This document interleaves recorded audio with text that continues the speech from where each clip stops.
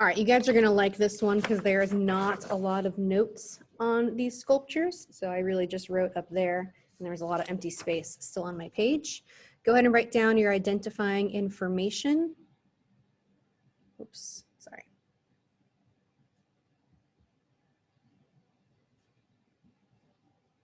Okay, statues of votive figures from modern Iraq. This is our second Sumerian artwork. 2700 BCE, and this is gypsum is the name of the stone that is inlaid with shell and black limestone. Okay, so this relates to our previous piece, the White Temple and its Ziggurats, which is why on that note page I had one of these little figures on there. So remember, we talked about how most of the community could not enter into the temples, and the temples were those little boxes that I drew on top of those Ziggurats. So it's basically the priest to be allowed, and then maybe some people, other people be allowed in there, but for the majority of the community, they could not go in there. So the elite, right, the wealthy, the people that could afford this, commissioned, that means they paid other people to create sculptures to be put in place of them inside the temples. So since the people couldn't be praying to the gods and worshiping the gods, that's what these sculptures did for them instead. There's hundreds of these that are found, all buried under temple floors. And that kind of gives you an idea of size. So these would be small enough to be moved around, portable or mobile artworks. Okay, so we're going to talk about the function, and then we're going to answer this question: how does the form relate to the function? So these Sumerian statues come from the square temple at Eshnunna. They are meant to represent people praying. So go ahead and highlight that on your note page. If you don't have the note page, you can write this for function, meant to represent people praying. The fact that they were found at a temple tells us they were probably left there as offerings. We can gather that information from that evidence, archaeological evidence. Experts believe the statues were left to pray perpetually, continuously, once the worshipers had left the temple. We don't think the worshipers really were allowed in the temple, but even when they left or when no one's there, these statues are left to be praying for them. So go ahead and write down function on there, or write all that information for function. So now that you know the function, look at the form. How does the form relate to the function? What decisions did the artists make when making this, knowing what it was going to be used for? Obviously, we're talking about praying, and then the hands are clasped together in a prayerful gesture. And this is for all of them. Sometimes they're also clasped together, maybe holding something for offering, like a cup or something. They all have these large staring eyes. And so what we're going to talk about with the large staring eyes is that they're like that because they're always watchful, they're always ready to serve, they're always looking at the god.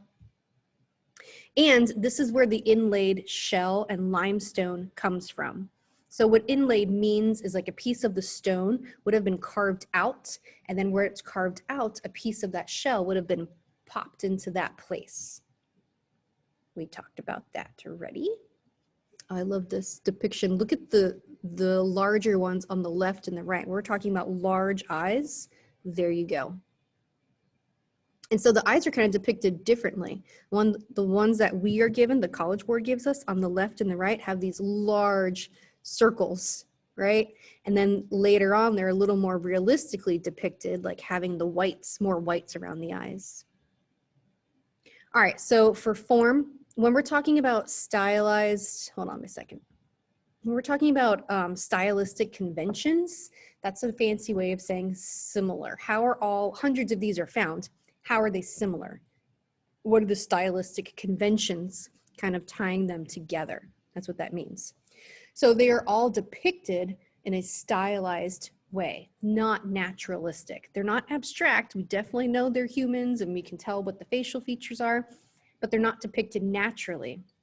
They're depicted more with geometric shapes, kind of like the bushel with ibex motif. So it's an animal made out of triangles.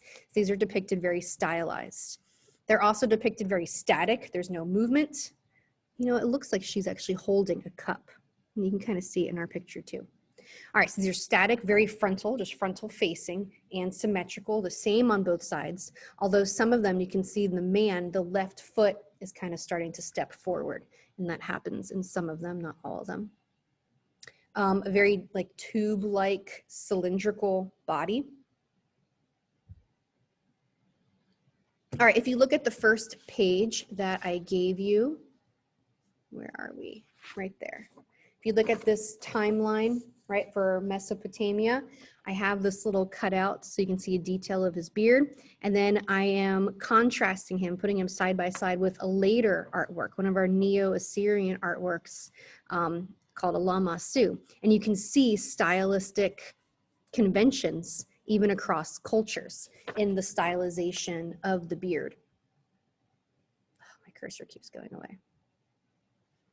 All right, and it says on that page, these roughly carved figures were images of worshipers from the temple of Abu in Tel Asmar, all attention focused on the enormous eyes through which they could visualize their awesome gods. And that's a good close-up of the beard. When I'm saying stylized, like it's a beard that's carved into lines and it's all very symmetrical, right? A real beard would be more gnarly, I guess.